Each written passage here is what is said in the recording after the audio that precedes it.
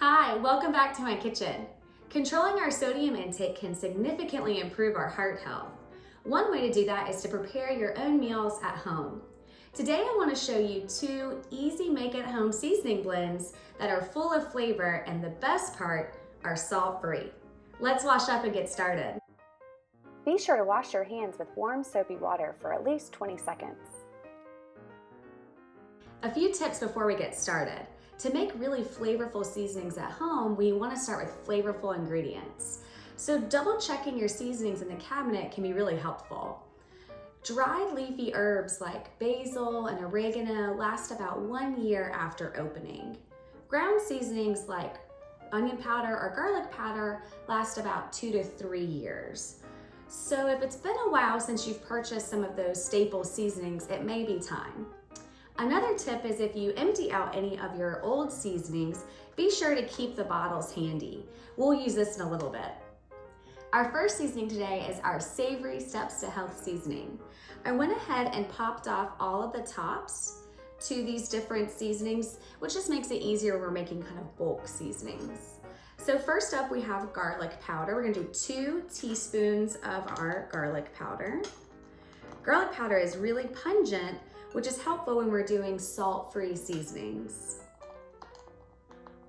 So 2 teaspoons of garlic powder. Then we're going to do 1/2 of a teaspoon of oregano and 1/2 of a teaspoon of sage. Then we're going to do 1/4 of a teaspoon of ground black pepper, 1/4 teaspoon of thyme, and 1/4 teaspoon of paprika. Once we have all of our ingredients in our bowl, just want to take a fork or a small whisk and really blend all of these ingredients together. So here we can either use immediately or we can store maybe in a small food storage container and keep in our pantry. Next up is our Spicy Steps to Health seasoning, and this one is my favorite. It has tons of flavor. So first we're gonna do a full tablespoon of that garlic powder, and then 1 teaspoon of onion powder, 1 teaspoon of ground black pepper, a teaspoon of basil, a teaspoon of sage, and then 1/2 of a teaspoon of cayenne. So if you like your seasonings a bit more spicy, you could certainly add more cayenne pepper. And 1/2 of a teaspoon of thyme. So same as before, we just want to take a fork or a small whisk and really blend all of these flavors together. So like I said, this one is my favorite. So let me show you how you can make a bulk seasoning and how to store it.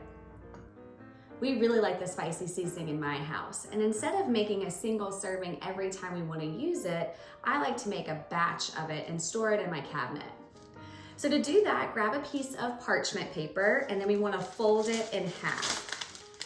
This will help us to get it into our vessel when we're done. So fold it in half. All right, so I'm gonna times the recipe we just made by 6 and store it in my cabinet. So to do that, we're gonna do 1/4 cup of garlic powder plus 1/8.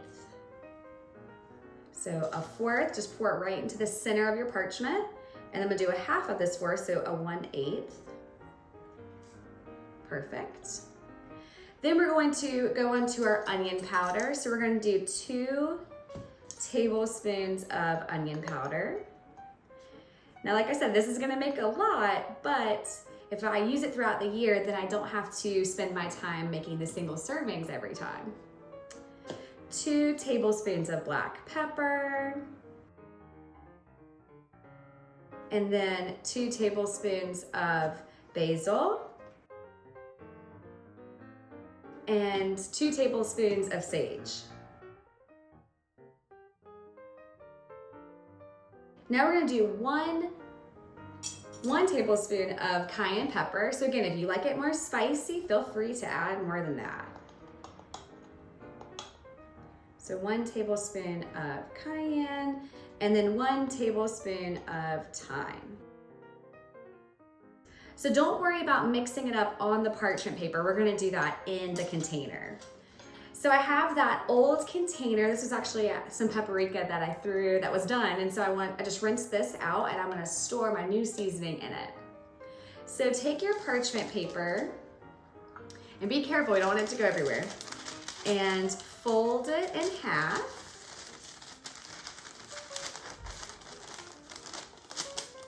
And on one end, you want to make a bit of kind of a funnel or a slide. And then just tip it over and pour your seasoning into your container. Perfect. So put the top back on and give it a good shake to blend all of the ingredients together. And then you can certainly write on the outside of it that it's the spicy seasoning so no one gets confused. Perfect, now I have seasoning for the rest of the year. These salt-free seasonings are really customizable. Add or omit whatever flavors you like. If you like it more spicy, add more cayenne. If you're not a big fan of garlic powder, maybe add onion powder instead. A few ways to use these seasonings. So for our everyday or savory seasoning, this works really well for chicken or turkey. Also great on fish. Another way would be to do roasted vegetables. It also makes an amazing salad dressing starter. Just add some oil and some vinegar and you have an amazing homemade dressing. For our spicy seasoning, this one also works really well for chicken. Another good way to use it is with pork tenderloin, kind of gives it a barbecue flavor. A fun way to also do it is sweet potatoes. A baked sweet potato with a spicy seasoning, something kind of sweet and spicy, really delicious. But one of my favorite ways to use it is with air-popped popcorn. So taking some regular air-popped popcorn and using this spicy seasoning really brings out the flavor of the popcorn without all the added salt or butter. So taking your spicy seasoning and just sprinkle a bit on, giving it a bit of a toss, really adds a fun flavor. Making salt-free seasonings at home is really easy and a great way to help us watch our sodium intake. For both of these recipes, check out the handout from today's session. Let us know which seasonings you try. And until next time, happy cooking!